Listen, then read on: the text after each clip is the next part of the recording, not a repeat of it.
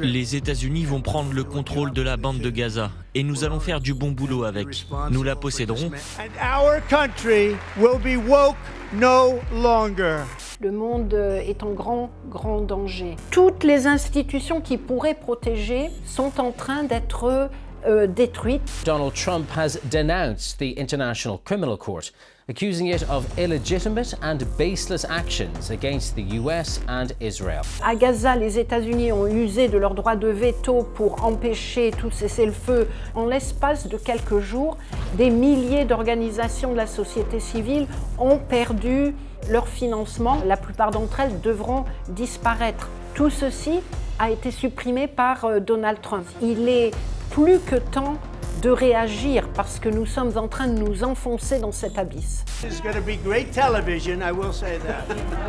L'année 2024 va rester dans les mémoires parce que, d'un certain côté, elle annonce les 100 premiers jours de Donald Trump. Donald Trump a mis en place des lois, des pratiques cruel. Ce que fait Donald Trump, c'est d'amplifier et d'accélérer les régressions que nous avions déjà trouvées en 2024. Nous assistons à l'annihilation du droit international avec le génocide à Gaza qui a lieu tous les jours devant les yeux de tout le monde sur les postes de télé ou sur Internet, et aucune action n'est prise pour pallier aux souffrances du peuple palestinien. Nous avons le président de la Russie qui continue dans ses pratiques agressives contre l'Ukraine, et d'ailleurs le nombre de victimes en 2024 est plus important que ce qu'il avait été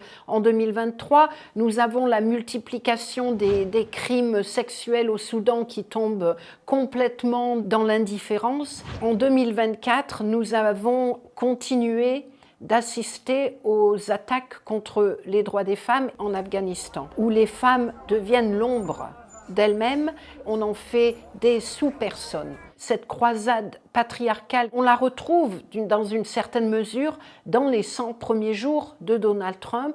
Donald Trump a aussi ordonné l'arrêt de toute subvention publique américaine en faveur de l'avortement à l'étranger et rejoint une déclaration internationale contre le droit à l'IVG. Il s'assoit sur le fait que les droits sexuels et reproductifs ne sont plus protégés aux États-Unis. 2024, c'est l'échec des organisations multilatérales, en commençant par les Nations Unies, le Conseil de sécurité qui a été incapable de jouer son rôle, que ce soit en Ukraine ou à Gaza. À Gaza, les États-Unis ont usé de leur droit de veto pour empêcher tout cessez-le-feu. En ce qui concerne l'Ukraine, c'est la Russie qui utilise son droit de veto. Toutes les institutions qui avaient été mises en œuvre pour préserver la paix et la sécurité, ces institutions sont incapables de jouer leur rôle en raison de l'abus de pouvoir des grandes puissances, en commençant par les États-Unis, la Russie et la Chine.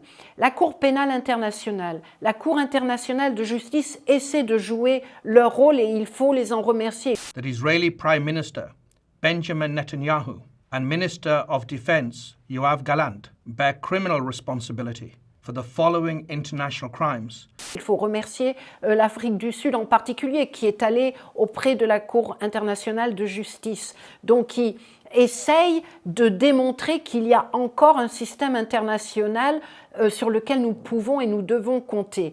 Israel has a genocidal intent against the Palestinians in Gaza. Mais quand la Cour pénale internationale a émis ses mandats d'arrêt contre Netanyahou, il y a eu un lever de bouclier de la part des États occidentaux, ces mêmes États qui avaient participé à la formation de la Cour pénale internationale. Un vrai scandale. As far as America is concerned, the ICC has no jurisdiction, no legitimacy, and no authority.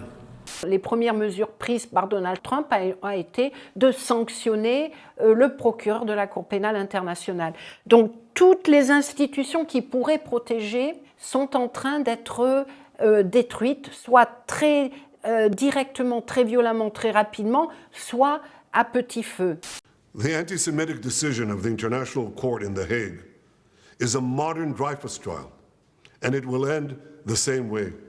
Nous ajoutons à cela l'aspect financier de ce que fait Donald Trump, donc le fait qu'il n'y ait plus d'assistance au développement, d'assistance humanitaire, d'assistance auprès des organisations de la société civile.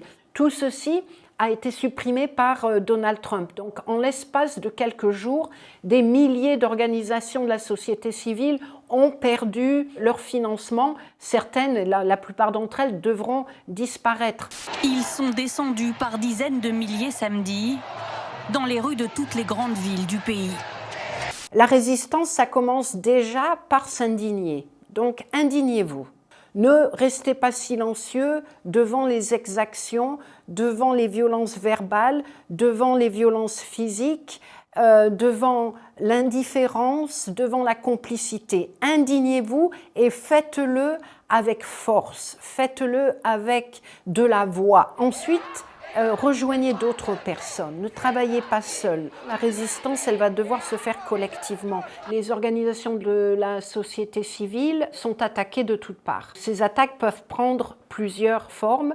Elles peuvent être politiques, elles peuvent être juridiques, elles peuvent être financières. Amnesty International a la chance d'avoir une assise financière qui n'est pas dépendante des États. Donc ça lui permet de continuer son travail lorsque d'autres font face à des coupes budgétaires qui sont en lien avec les pratiques des gouvernements. Nous sommes à l'heure actuelle 10 millions, peut-être plus, de supporters d'Amnesty à travers le monde. Ça veut dire qu'il y a dans chaque communauté, dans chaque région de France par exemple, des membres d'Amnesty qui vont se retrouver ensemble, qui vont organiser des tables rondes, qui vont faire de la désobéissance civile, qui vont aller manifester. Ce sont ces membres dans chaque village. Le fait que nous ne laissons pas d'espace vide pour le respect des droits humains, c'est ça qui fait la force d'Amnesty. Venez à Amnesty ou allez travailler avec d'autres organisations. Ne restez pas seuls, il y en a d'autres que nous qui peuvent faire quelque chose, mais nous sommes là et nous allons résister. Je ne pense pas que mes mots soient trop faibles lorsque je dis que l'avenir du monde dépend de notre résistance.